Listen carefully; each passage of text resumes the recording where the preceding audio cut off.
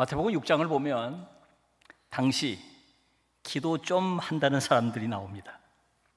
그런데 진정한 기도의 고수가 나타나셨습니다. 바로 예수님입니다. 예수님이 보실 때 저들의 기도에 보통 문제가 있는 게 아니에요. 저들이 기도를 잘못하고 있다고 신랄하게 지적을 하셨습니다. 그리고 제자들에게는 절대로 저렇게 기도해서는 안 된다 그러시면서 기도의 모범을 보여주셨어요. 이렇게 기도해야 한다. 우린 이것을 주님께서 가르쳐 주신 기도라는 뜻에서 주기도라고 부릅니다. 너희는 이렇게 기도하라 말씀하셨어요. 그리고 구체적으로 기도의 모범을 보여주셨어요. 안타깝게도 많은 그리스도인들이 이 기도의 모범을 따르지 않고 제 멋대로 기도합니다. 그래서 그렇게 열심히 기도하는데 그 기도가 하나님께 상달되지 않는 것입니다. 그렇게 간절히 기도하는데 그 기도가 응답을 받지 못하는 것이. 자, 그러면 바리새인들이나 서기관들이 저지르고 있던 기도의 잘못 뭘까요? 예수님께서 두 가지를 지적하셨어요. 이 두 가지, 오늘 우리도 그 두 가지를 반복해서 저지르기 아주 쉬워요. 두 가지입니다. 첫째, 외식한다는 거예요.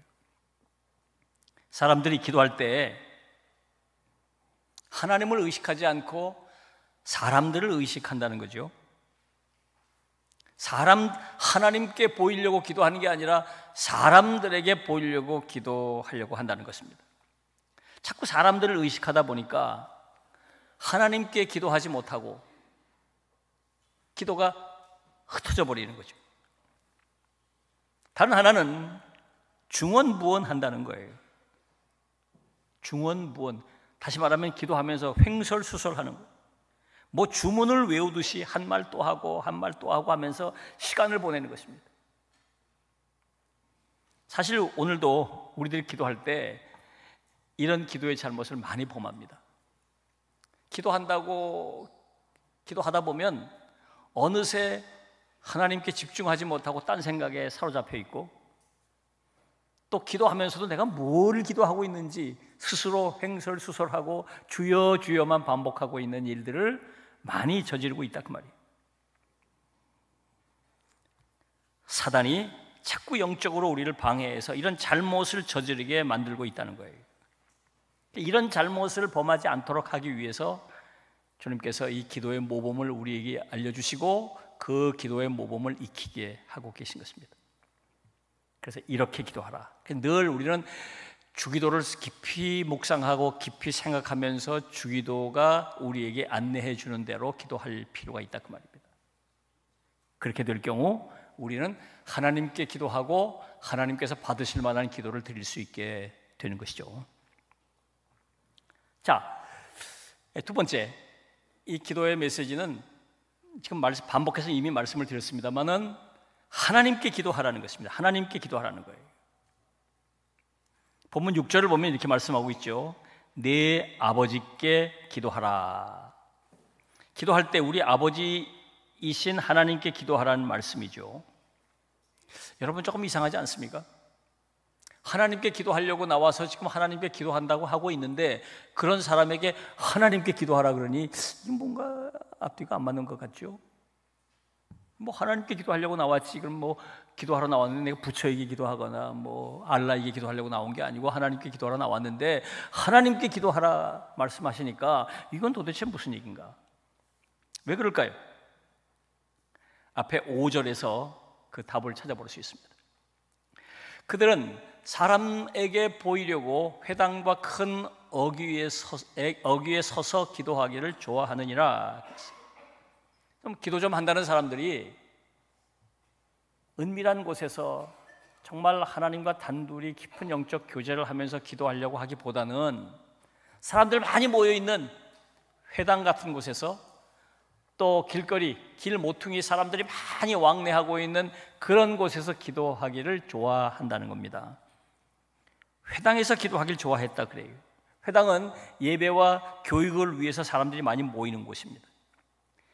경건 생활을 힘쓰는 사람들이 많이 모이는 곳인데 굳이 그런 곳에서 기도하려고 애쓰고 기도하길 좋아했다. 왜 그랬을까요? 경건한 사람들에게 저 사람은 정말 기도하는 사람이다, 그들에게 인정받고 그들에게 칭찬받고 싶었던 거죠.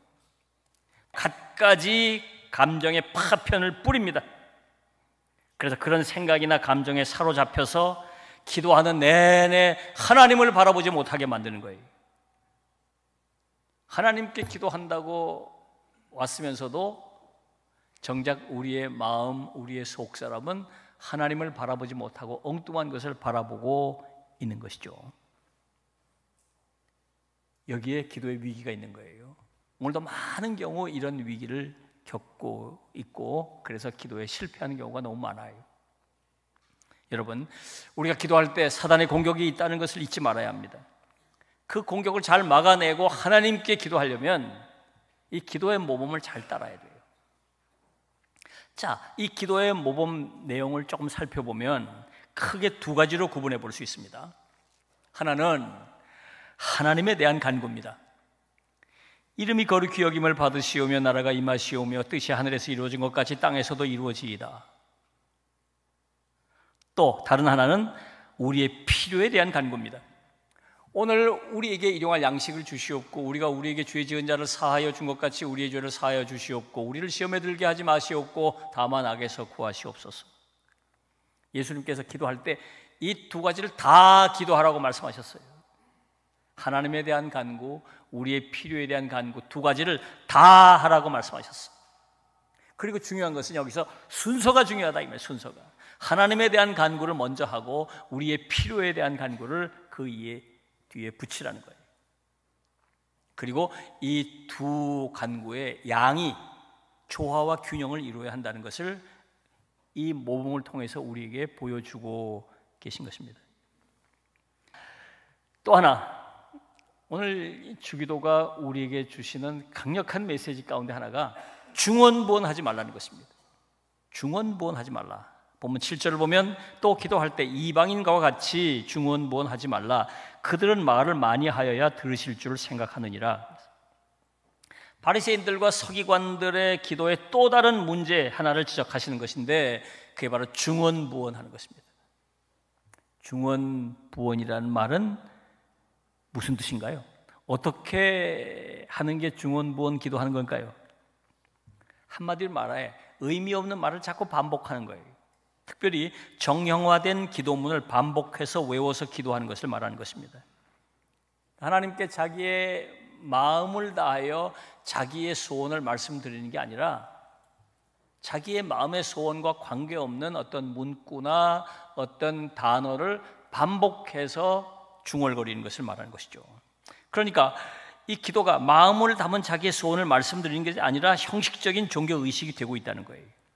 하나님과의 대화가 아니라 일방적인 암송하며 시간을 보내는 것이다, 그 말입니다. 그런데 예수님께서 중언부언을 말씀하시면서 이방인들과 같이 그렇게 말씀하셨어요. 이방인들이 그렇게 기도한다는 거죠. 이방 종교가 그렇게 기도한다는 거예요. 실제로 그렇게 많이 기도합니다. 그게 바로 유대교가 지금도 하고 있는 아미다 교회 기도라는 겁니다. 아미다라는 거예요. 이 아미다라고 하는 기도는 기도문이 18개가 있어요. 18개가. 그러니까 굉장히 긴 거죠. 18개 기도문.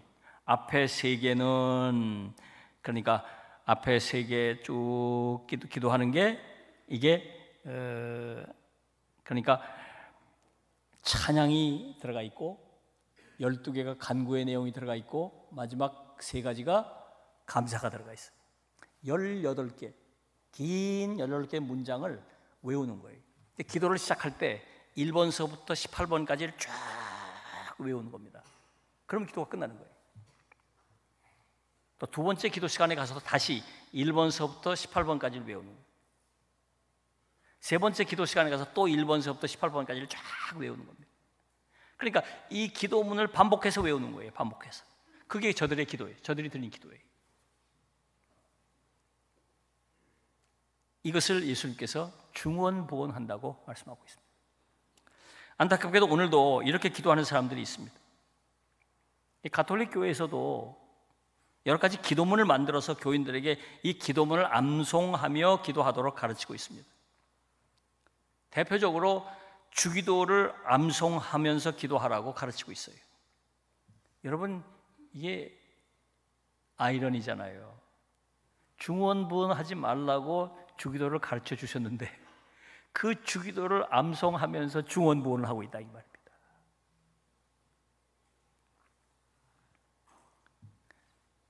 오늘 우리도 마찬가지죠. 그리스도인들도 이렇게 하지 않더라도 어떤 분 기도를 들어보면 주여, 주여만 반복해요. 주여, 조금 쉬었다가 주여, 조금 쉬었다가 아버지, 조금 쉬었다가 아버지. 하나님이 답답하실 거예요. 아, 그래, 나 여기 있는데 얘기 좀 해봐, 얘기 좀. 또 주여, 한참 기도하고 마지막 가서 아시지요, 주여. 그것만 반복해, 그것만 반복. 주여, 주여, 그것만 반복. 그리고는 철야를 끝내는 사람들이 있어요. 철야를 끝내는 사람. 네. 이런 것들이 다 중원부원이에요. 구체적인 기도의 내용을 나의 입술로 마음을 담아서 하나님께 기도하라는 것입니다. 주기도를 그냥 이렇게 기도하라 그러니까 주기도를 그냥 외우라는 소리인 줄 알면 안 됩니다. 이 주기도를 모범으로 삼아서 이 주기도 형태를 따라서 우리의 마음을 담은 기도를 드려야 됩니다. 예를 하나 제가 드려볼게요. 이렇게 기도할 수 있어요. 아주 짧게, 길게 이걸 할 수가 있는데 시간 때문에 짧게 예를 들어드리면, 하늘에 계신 사랑하는 아버지, 나의 아버지가 되어 주셔서 감사합니다. 제가 살아가면서 아버지의 이름을 높이며 거룩을 이루며 살게 하여 주시옵소서. 저의 삶의 자리, 가정, 교회, 일터, 나라 안에 하나님의 나라가 이루어지게 하여 주시옵소서. 그리고 하나님의 말씀에 순종하게 하시어 주의 뜻이 이루어지게 하여 주시옵소서. 여기까지 하나님에 대한 간구를 이런 형태로 내 말로 마음을 담아 기도할 수 있고, 이제 우리의 필요에 대한 간구를 이렇게 할 수 있습니다. 오늘도 제게 필요한 것 채워주시고 궁핍하지 않게 하셔서 나누고 베풀며 살게 하옵소서.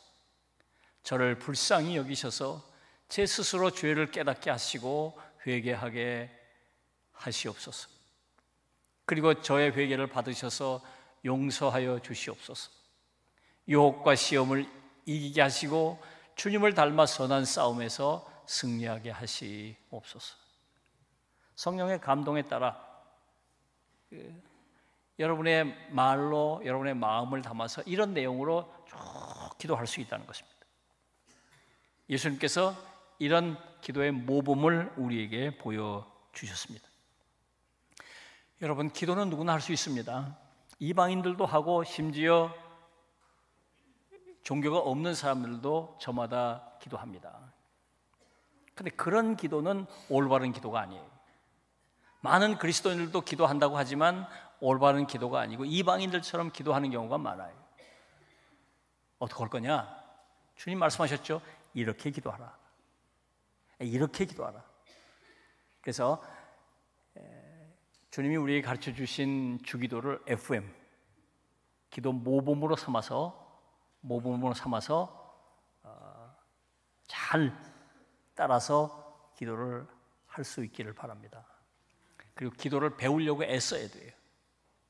기도를 배우려고 애쓰고 주님이 가르쳐 주신 대로 기도하려고 애쓰고, 그리고 중요한 것은 처음부터 끝까지 하나님을 집중하고 하나님께 집중하고 하나님께 기도를 드려야 합니다. 그리고 시간 때우기로 중언부언하지 말고 구체적인 기도의 내용을 담아서 마음을 다해서 기도해야 합니다. 그런 기도를 주님께서 들으시고 주님께서 기뻐하실 것입니다. 여러분들이 드리는 기도가 주님께서 기뻐하시는 기도, 올바른 기도, 주님께서 응답하시는 기도가 되시기를 주님의 이름으로 축원합니다. 기도하겠습니다. 주신 말씀을 생각하면서 하나님 앞에 우리의 마음과 정성을 모아서 결단과 다짐의 기도를 드립니다. 다 같이 기도하겠습니다.